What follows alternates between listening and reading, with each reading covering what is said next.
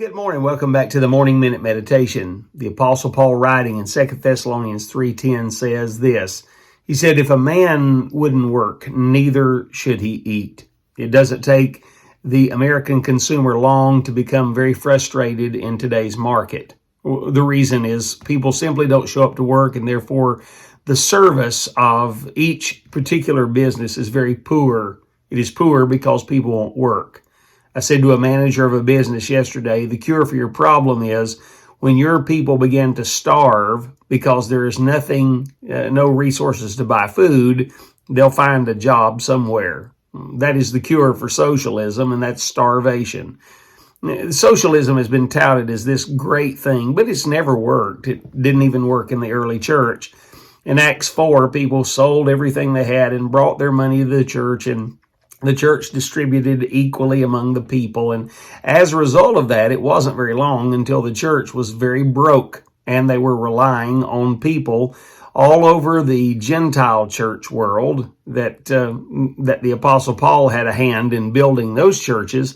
They were sending offerings back to the church at Jerusalem to those impoverished saints so they could eat. The truth is, the socialism in the early church didn't work, and the socialism in our economy today will not work either. The Apostle Paul had it right. If you don't work, you shouldn't eat. Here's the truth. When you begin to look at socialism, it's always failed. When you look at it in the early stages of the book of Genesis, when they got together for the Tower of Babel, God said absolutely not, and he spread them abroad across the face of the earth. I think we can take the Bible and prove that God was never in the business of building great big huge towns or cities or metropolitan areas or even having mega churches. I think God was always interested in spreading abroad people and the gospel of the Lord Jesus Christ as well.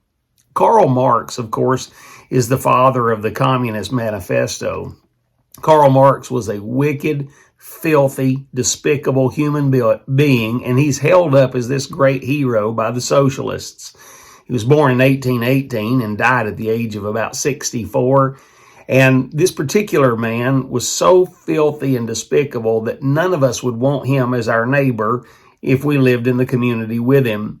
He had 2 daughters that died of suicide, 1 son-in-law that died of suicide, 3 children that died of malnutrition. He fathered a child with the maidservant that served he and his wife. His wife left him twice and returned. He would not work. He was lazy, kept investing in the stock market, kept going broke, kept his family in abject poverty. When his wife died, he wouldn't even attend her funeral, and he advocated for his daughter to marry a Satanist. What a despicable, filthy human being who went to hell without God. Can I say this? Socialism hasn't worked, and it never will work. So what's the answer? Get up and go to work. It keeps the economy going, and it keeps you living with self-respect and self-esteem. Hey, think on these things today and have a great day.